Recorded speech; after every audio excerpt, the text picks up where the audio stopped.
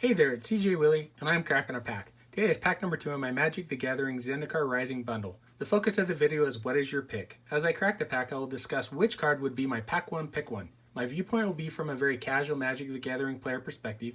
It will not be a Pro Tour grinder or even Friday Night Magic grinder take. It will be a kitchen table draft, having fun with friends' opinion. Check out the preview video on my Zendikar Rising bundle. I have added the link to the preview video in the description below.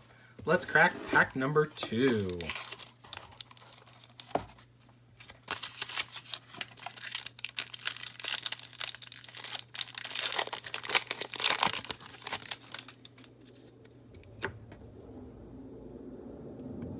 Negate, 2 mana, 1 and a blue instant, counter target non-creature spell. In Limited, this card can either sit in your sideboard, or if you know that your opponent has a lot of non-creature spells, it can be part of your main deck.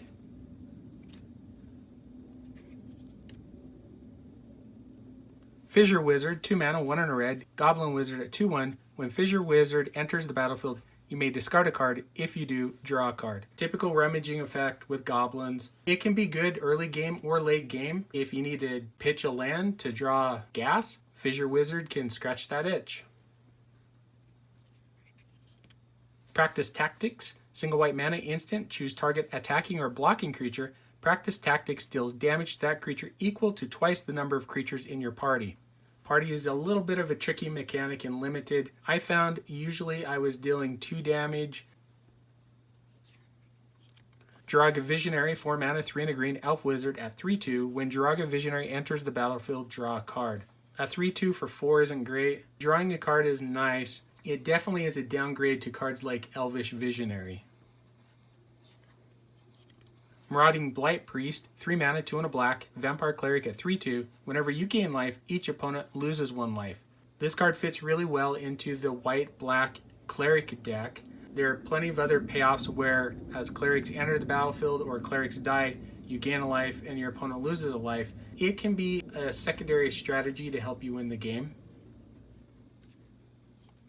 Broken Wings, 3 mana, 2 and a green, destroy target artifact, enchantment, or creature with flying. This card typically will sit in your sideboard, and when you are playing an opponent that's either got one of the 3 things that's causing you trouble, well, you bring in Broken Wings. Nissa's Zendikar, 4 mana, 3 and a green, enchantment or enchant land. Enchanted land is a 4/4 elemental creature with reach and haste. It's still a land. When enchanted land dies, return that card to its owner's hand. This was an interesting card playing on the land focus in Zendikar sets. I think what makes this enchantment nice, if your opponent kills your land creature, the land comes back to your hand and you can use it to trigger future landfall effects. Grotag Bugcatcher, 2 mana, 1 and a red, Goblin Warrior at 1/2, has trample. Whenever Grotag Bugcatcher attacks, it gets +1/+0 until end of turn for each creature in your party. In Limited, I found that this card was typically a 3/2 trampler. So you're wanting to focus on party and get yourself a 3/2, 4/2 trampler. Prowling Felidar, 4 mana, 3 and a white, cat beast at 2/3, has vigilance. Landfall, whenever land enters the battlefield under your control, put a +1/+1 counter on Prowling Felidar. I think this was one of the stronger commons in Limited. You will be playing land, and in a white-green landfall deck, Prowling Felidar is going to get bigger and bigger and bigger, and pretty soon your opponent will have to deal with it. Got a showcase art, Dreadworm, 5 mana, 4 and a black, Worm Horror at 5/4, has landfall. Whenever land enters the battlefield under your control, Dreadworm gains indestructible until end of turn. I think this is a pretty good payoff for landfall. As long as you're able to continue to play land, an indestructible 5/4 is going to be attacking for every turn. First common is Mindcarver, single black mana, artifact equipment. When Mindcarver enters the battlefield, attach it to target creature you control. Equipped creature gets +1/+0. It gets +3/+1 instead as long as an opponent has 8 or more cards in their graveyard. Equip cost, 3 mana, 2 and a black. In Limited, I don't think I want to play this outside of a dedicated mill deck. If you're playing in a blue-black rogues deck and you're able to get 8 cards in their graveyard, now +3/+1 makes a difference.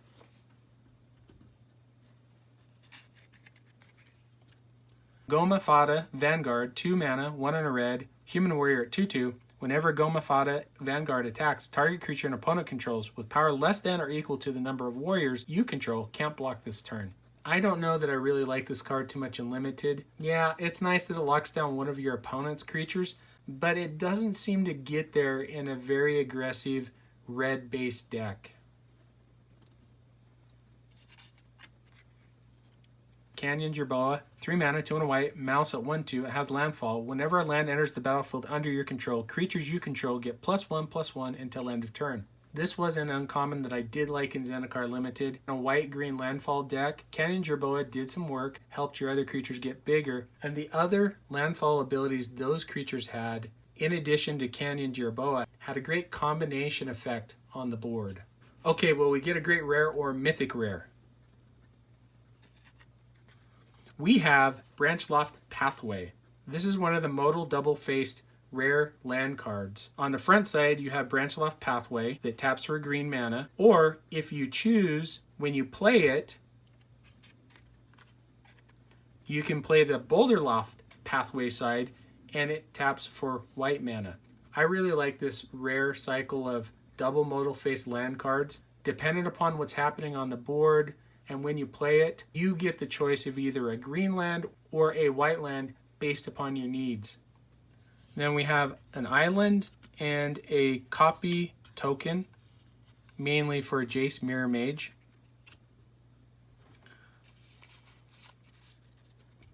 For me, pack one, pick one is Canyon Jerboa. I think that the white-green landfall deck was a very strong deck. In Limited, it made a difference on the game state, and it made combat math a little bit more difficult for your opponent, especially if you're able to play a land at instant speed. Anyway, I hope you enjoyed the video. If you did like it, please subscribe and share. Take some time to tell me in the comment section what was your favorite card or the best card out of the pack. Until next time, when I'm back to crack pack number 3 from my Zendikar Rising bundle in What Is Your Pick?